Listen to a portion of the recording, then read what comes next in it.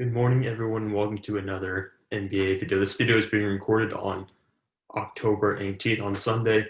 I'm trying to get it done before the game starts, so obviously I have to watch those, have to cover them.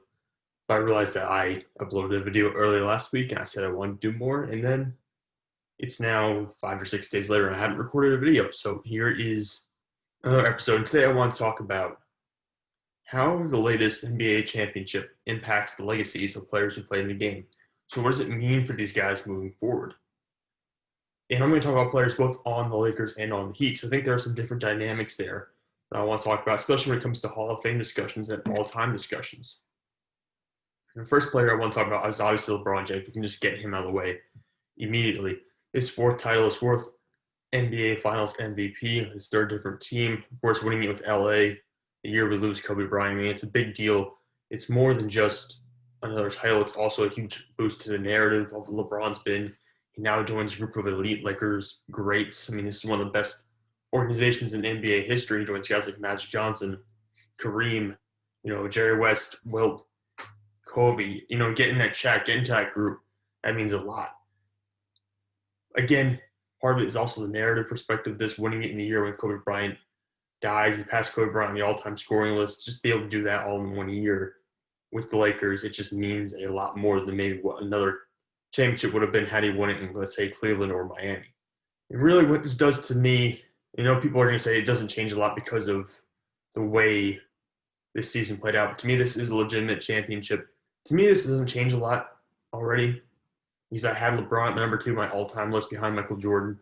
And getting that fourth title, yes, it adds a bit of a cushion, I would say, to that number 2 spot, but it really doesn't put him over Jordan. If he won 5 titles, if he gets another one, I think that it'll be I'll say 70-30% chance I would put LeBron at number 1 any given day. So it would put him in that conversation in a sense that I would give him a recognizable percentage as potentially being a number 1 player in history.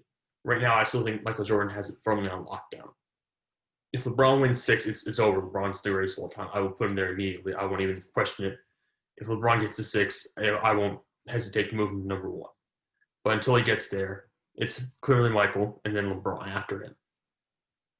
But I do think there were still people who thought LeBron was not top 2. There have been some people who would argue that he's not top 3. Those people are just crazy. They aren't really watching the game, or they're so stuck in the olden days that they don't really they won't acknowledge players like LeBron or KD or anyone like that.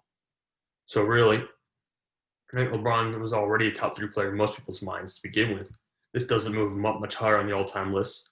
At the same point, I think it solidifies him as number 2. And that's really important. It gets him that much closer to Michael Jordan. I don't think winning 6 titles in his career as a star player, as an all-NBA player, is realistic for LeBron, considering he's already in year 17. I mean, he's 35 years old, going on 36.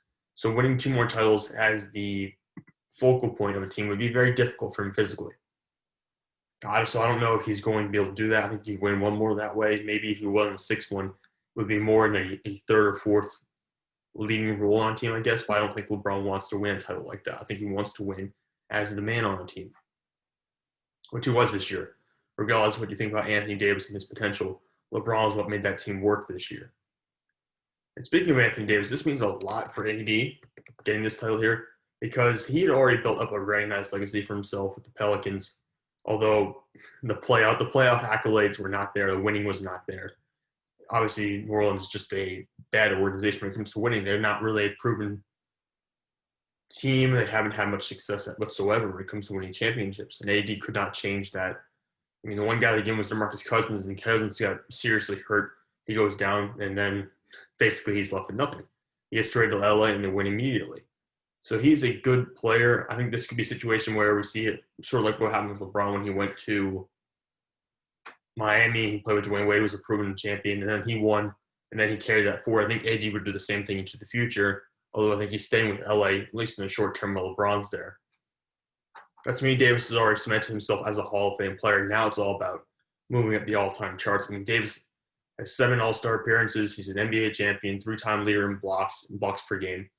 4 All-NBA selections, 4 All-Defensive selections, and he's always in the Defensive Player of the Year debate, and he's going to be in MVP conversations moving forward as well, especially if LeBron starts taking more of a back seat on the Lakers and AD starts seeing his usage go up a little bit more. I think we'll see Davis move into those MVP conversations. And it's important to note also there's only one player in NBA history with 7 All-Star appearances who's not in the Hall of Fame. His name is Larry Faust, I believe.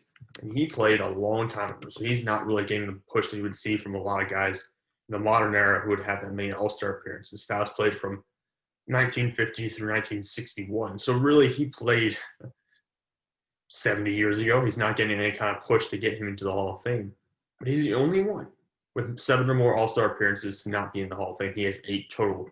The only other guy up until I think 1 or 2 years ago who had 7 or more who wasn't in was Jack Sigma. He is now in.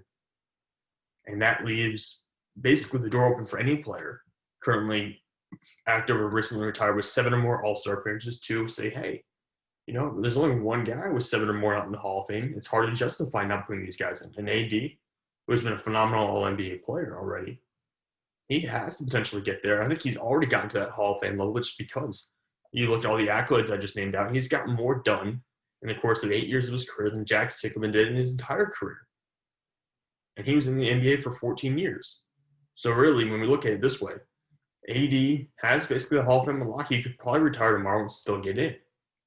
The one thing he does need is the all-time stats, because if you want to move up the all-time list, you want to be a top 10 player at your position, you need to have the numbers, the rings, and the accolades. He's got the accolades. He's got a ring. He needs numbers now. Of course, you can win our championship. That would only add to the legacy that you're building. But for me, winning this title and the way he performed this year with the Lakers, he put himself over the top, and he put himself firmly into the Hall of Fame. Just because the NBA Hall of Fame, or the Basketball Hall of Fame, I should say, is very easy to get into compared to things like the Pro Football Hall of Fame or baseball. I mean, with baseball, it's much harder as well. But with basketball, it's much easier to get in because you take all the international competitions into account. You also take into account everything you've done in the NBA or college. So it's much easier to get in. And for AD, he's already on pace. I mean, he's on pace to be one of the best power forwards of all time, if not one of the most versatile power forwards of all time. So in my opinion, he's already in the Hall of Fame. And this championship year was what really sealed it for him.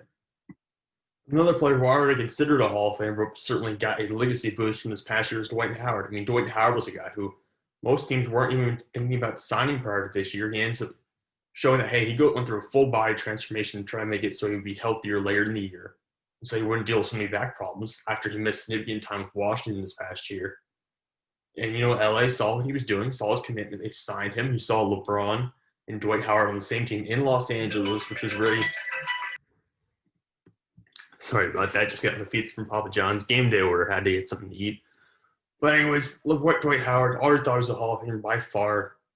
8-time All-Star, 3-time Defensive Player of the Year. He had all locked down. 5-time All-Defensive, 8-time All-NBA. This guy was a Hall of Famer 5 or 6 years ago already. However, he didn't have a championship. Aside from maybe an MVP award, which he was at times in discussions for an MVP while he was in Orlando. Aside from that, the only thing missing from his resume was the championship. And he had tried to get one with the Magic. He had pulled them to a title where they were in the finals, and then Kobe Bryant and the Lakers, of course, beat them fairly easily. So Dwight, of course, went to LA, teamed with Kobe for 1 year. That didn't work out at all. The personalities clashed. The Lakers team was a huge disappointment. So for Dwight, coming back to LA, being accepted by the fans again, being able to play alongside guys like LeBron and Anthony Davis, and winning a title, and playing a meaningful role in the rotation on this title-winning team. And that kind of rounds out his legacy and turns Dwight Howard from a guy who's looking more like a bad guy, almost you'd say, in the NBA, turns that into a feel-good story. So really, this is a great outcome for Dwight Howard. This is more than what anything you could have ever expected from Dwight Howard at 34, 35 years old. And really, he can continue being a meaningful player on competitive teams moving forward. Because ideally, he's not going to cost you a lot in free agency. And he proved already he can play and stay healthy for a lot of games. He can play and stay healthy for 60, 70 games and throughout the playoffs and still provide you rim protection. And there are nights where he'll go 7 for 7 and get you 16 or 18 points and 10 rebounds. He can still have those nights. So Dwight Howard, to me, he was already a Hall of Famer, but this firmly cements him as a top 15, maybe even top 12 center of all time. And really, more so than even that, it changes the narrative around him in his career. All right, to me, this is a much more interesting case because I already knew Dwight was a Hall of Famer. I thought AD would get there for sure. LeBron, like I said, I already had him at number 2 all the time. The situation changes when we talk about Rajon Rondo. Because Rondo obviously won a title with the Boston Celtics when they had Paul Pierce, KG, and Ray Allen. And he was an All NBA player there for 1 year with them. He was a 4-time All Defensive Player, 4-time All Star. And he led the league in assists and steals at different times, assists and steals per game at different times throughout his career. The thing that is weird is that he doesn't have the numbers, the career numbers you would think from a guy who has those kind of accolades. He really doesn't stack it well to, say, like a Chris Paul or Steph Curry or even like Kyrie Irving in some areas. Although, of course, much better defensively throughout his career than Irving ever was or ever will be. But really, Rondo doesn't have the prototypical resume of a Hall of Fame point guard. At the same point, a lot of people think he's secured the Hall of Fame status this past year by winning his second title and also playing a meaningful role on the Lakers. And I'm still up in the air on this one, honestly. I would say no right now, just because, like I say, 4-time All-Star, 4-time All-Defensive, only one All-NBA selection. I think there's just more guys who are more deserving right now in the NBA. I think there are guys who will get to the point in the next 3 or 4 years where they will be more deserving. So Rondo is an all-time, well, I don't know if he's an all-time great. He's a great player. He's got a legacy for himself. But I don't know if he is a player you would want to put in the same discussion as guys like Chris Paul, Steph Curry, Russell Westbrook. These are guys who are going to be Hall of Fame point guards who are currently in the league. Damian Lillard. Do you want to put Rondo in the same discussion? He's a very different player than those guys, and maybe that's why I'm not putting him in that same classification moving forward, is because this game is so different than that of the other future Hall of Fame point guards in the NBA today. I don't know. I'm kind of up and down with it. I could go either way. I could understand it going either way. I would lean towards no just because of the other players in this discussion. Guys like Dwight Howard was 3-time Defensive Player of the Year. AD, who's already got more All-NBA selections than most players in the league. And, of course, LeBron James. We're talking about those kind of guys. To me, Rondo doesn't sit in the same bubble as those three. But he has, like I said, he's got decent assist numbers. The point numbers are never going to be there, but he was never a primary scorer to begin with. And then, of course, you look at the playoff assists. He's up there. I mean, he's up there with a bunch of guys who are all Hall of Famers in terms of playoff assists. He's pretty much between stacks of these guys who are just Hall of Famers, top 100 players of all time in playoff assists. And, of course, playoff Rondo is a real thing. I mean, we've seen it himself. Even this past year, he elevates his game once he gets to the playoffs. So, to me, I understand why people would say he's a Hall of Famer and why people would say he's not a Hall of Famer. I'm leaning more towards the not Hall of Fame side, but this definitely makes it a difficult discussion where there are going to be people who have good arguments on both sides. Versus going into this year, I think people firmly felt that he was not a Hall of Famer. So this title has now made Rondo I guess you could say 50-50 kind of guy in terms of Hall of Fame, or not Hall of Fame in terms of public debate. And the last player who I think whose career is extremely affected by this title is Jimmy Butler. Prior to this, Jimmy Butler was viewed as a guy who was super intense in terms of his will to win. He basically pushed around a bunch of guys in Minnesota. But really, people were kind of questioning who Jimmy Butler was, because if he was viewed as, I would say, a lower grade than Paul George last year, because Paul George had a great year. He had a breakout season. In terms of he was actually looking like he could be an MVP candidate and Defensive Player of the Year candidate before getting hurt. And then this past year with the Clippers obviously was somewhat of a disaster for him. But Jimmy Butler had been viewed as lower than Chris Paul in the NBA hierarchy. He maybe was a top 15 guy, but certainly not a top 10 guy. Maybe even not a top 15 guy at times. So really, there were some concerns there that, hey, going to Miami, why would the Heat put all their money behind Jimmy Butler? Obviously, he has that mentality that would thrive alongside Pat Riley and maybe young guys like Bam Adebayo and Tyler Hero. But the question was, is he good enough to uplift the team and carry a team as the lone superstar? And obviously, Bam Adebayo was a all-star this year, but let's be honest here, Jimmy Butler was on a much higher level than that. Bam was more of a low-tier all-star than in terms of an actual all-NBA caliber player, which Jimmy Butler was all-NBA level this year. And people were wondering if Jimmy Butler had the ability to uplift the team to the point where he could get them to the finals or get them deep into the playoffs and be the top dog on a team like that. And he proved he can do it. And now 5-time All-Star, 4-time All-Defensive, 3-time All-NBA. Looking at this, 2 more dominant years, and when I say dominant years, it could even just be low All-Star level years. And Butler probably has secured himself a spot in the Hall of Fame. Now, if they had this season and they hadn't made the finals, say they got eliminated in the second round or so, I'm not sure it would have been the same kind of discussion because we saw Jimmy Butler go into the finals and literally run himself out of gas. We saw Butler go into the finals and just put his all out there on the floor to the point where he was limping around after that second to last game of that series. After game 5, he was limping around. You could see he was hurting just from all the effort he had put forward, just from the fact that he strained his body so much. And it came out in game 6 where he obviously didn't have a phenomenal game, but he carried them, the Heat, with 2 30-point triple-doubles, one which was a 40-point triple-double beforehand. Those are the kind of things that people like LeBron James have only done in recent history. So for Jimmy Butler, this was a total game changer to his legacy. He turned from a player who was a competitor but not a winner to a guy who, hey, this is such an underdog, such a dog who's going to go out there and just go face-to-face with Anthony Davis and LeBron James and a bunch of our guys who are in future Hall of Famers and keep his team, which is battled with injuries because they had Goran Dragic and Bam Adebayo, your second and third best players, missing large extensive time. Going to keep those guys in the series to the point where they can go 6 games with a team that is far superior in terms of talent, in terms of peak talent, and health. And yet they go out there, and that's exactly what they did.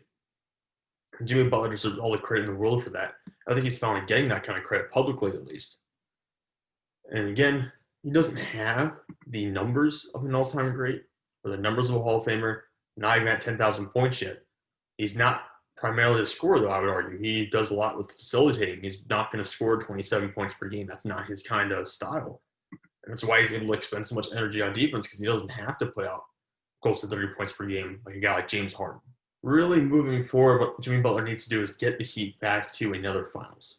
I mean, that would cement himself as a sure Hall of Famer if he got to another finals appearance. Even if they would take bringing in Giannis or something like that later down the line from Miami, and they still get to another finals with Jimmy Butler on the team, I think that cements him as a Hall of Famer. The other route we could take is if you don't have that playoff success, or that sustained playoff success, 2 more All-Star appearances, you get to that 7 mark that I've been talking about. Once you hit 7, it's very hard to get out of the Hall of Fame.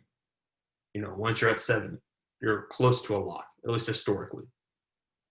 Another All-NBA selection wouldn't hurt either. That'd be very difficult, I think, just because he was All-NBA third team this year despite everything he put forward.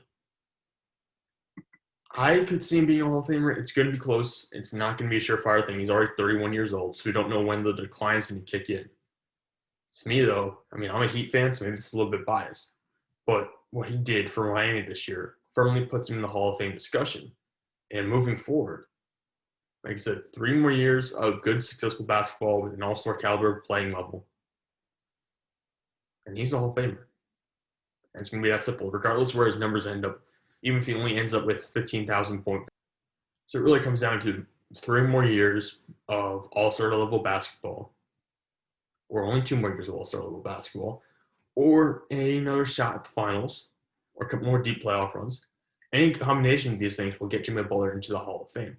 He's obviously still short right now just because he's not at 10,000 points. He's only got 5 All-Star selections. He's only been to the finals once, and he hasn't won. But he's really built a legacy here, just in terms of his story. And sometimes the NBA is more about narratives, per se, than about actual accomplishments. The NBA is a very narrative-driven league. And that's not a bad thing. It's actually more enjoyable this way, I would argue. So with Jimmy Butler, I mean, he's built the narrative now. If he continues winning and continues playing well for 2 or 3 more years, I think he will cement himself as a Hall of Famer.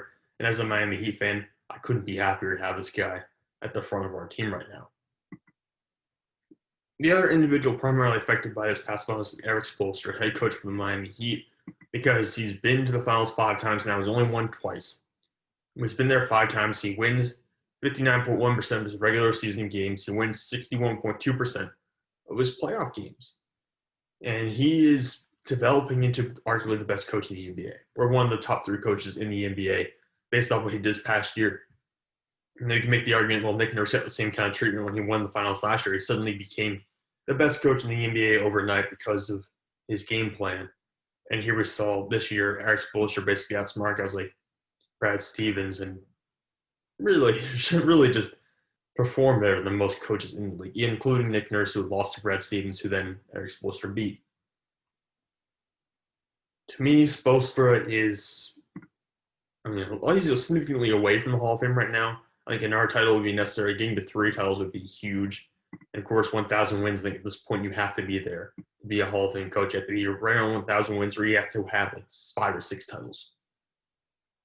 And I don't know if he's going to get 5 or 6 titles. I think he could get 3. I think 3 is reasonable.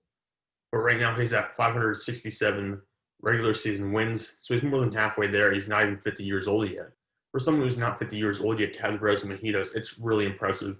And I think there's a shot for him to make the Hall of Fame, but of course, you would take maybe another 7 or 8 years, maybe another decade and a half before we'd actually be able to see that materialize. And I'm hoping he sticks around with Miami because he's been phenomenal for us. And he's really grown from a guy who was thought to have been carried by LeBron to the NBA Finals, to his first 4 Finals appearances, to a guy who is playing a significant role in getting Miami to the playoffs and helping them bring in star players and helping them coach and develop young guys. He's certainly grown as a coach over the past decade, and it's very easy to see that. And I'm hoping he'll end up in the Hall of Fame someday. But of course, that, like I said, that could take another decade before we get to that point. So yeah, guys, those are some of my thoughts on how the most recent NBA championship affected the careers and the legacies of the players and coaches involved, or the significant players and coaches involved. Of course, guys like Tyler Hero and Bam Adebayo, they're off to a bit of a jump start in their careers because of how they performed in the playoffs and because of getting to the finals at such a young age. Now the expectation is there that they will be able to get back there very soon. And I can't wait for next season to start because I know there's going to be a lot more continuation on these storylines, and it will impact these legacies, these players moving forward even more. I'm just interested to see how Adam Silver and how the NBA are going to work out how to play this new year, considering that COVID-19 is not going to go away and they're still going to have similar restrictions. I would argue maybe similar testing protocols, and they're not going to do the bubble again. That was only a short-term solution. So it's going to be interesting to see how it all plays out, but I'm here for it. And guys, thank you for watching today. I'll talk to you all later.